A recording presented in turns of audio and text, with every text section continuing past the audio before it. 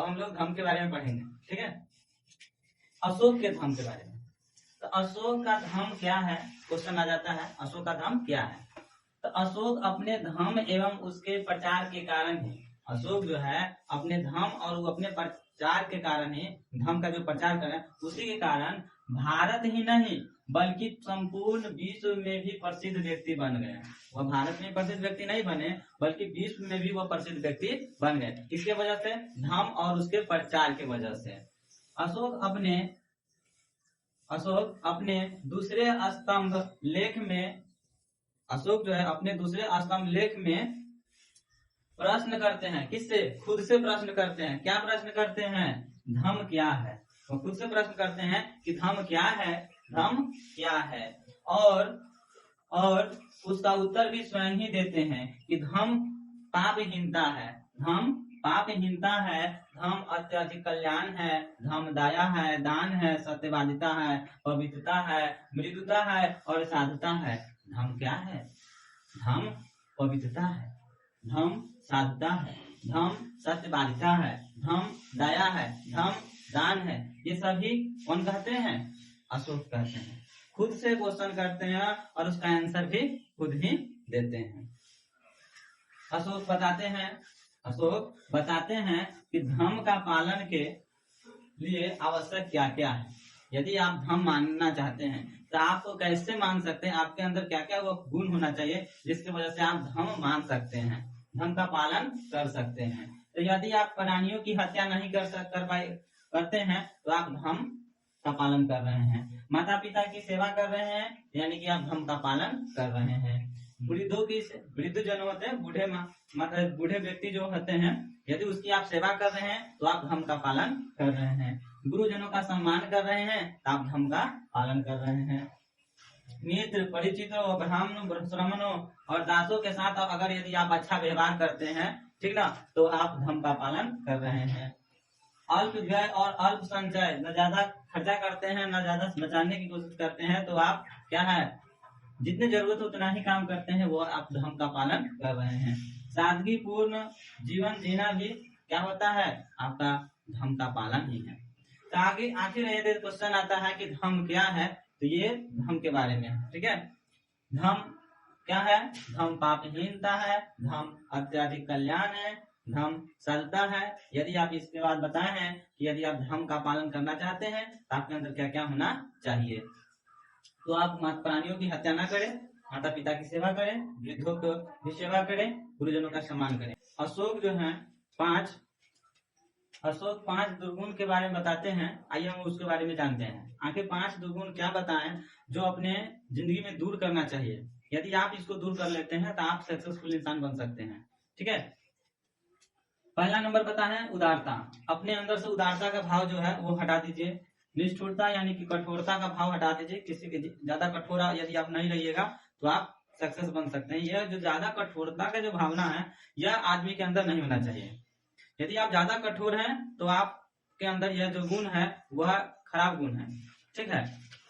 उसके बाद क्रोध।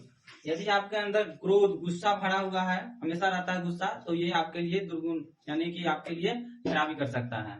उसके बाद गर्व। खुद पर गर्व ज्यादा मत करें। यदि गर्व करना भी एक तरह का दुर्गुण होता है। यदि आप ज्यादा गर्व करेंगे तो आपके लिए हानिकारक हो जाएगा। ईर्ष्या की भावना नहीं रखे, जेलसी, ठीक ना। आप किसी को देख कर जलने बंद कीजिए, ठीक ना। यह अच्छे गुण नहीं है, यह खराब गुण है, ठीक है। अशोक द्वारा बताए गए मार्ग पर चले तो आप जीवन में सफल हो सकते हैं। अशोक द्वारा जो बताया गया है धर्म, यदि उस पर आप उस रास्ते पर चलिएगा तो आप सफल व्यक्ति बन सकते हैं, ठीक है। जो सबको अपनी जिंदगी में उतारना, ये 5 गुण को बहुत अच्छे बताए हैं। ये 5 गुण को अपने अंदर यदि सही मायने में यदि कोई व्यक्ति हटा लेता है, दूर कर देता है, तो वह सक्सेसफुल बन जाता है, ठीक है। उसके बाद बताए हैं अशोक का जो धर्म है सभी धर्मों का सार होता है। अशोक का जो धर्म है वह सभी धर्मों का क्या है? सार है, सभी धर्मों का सार है।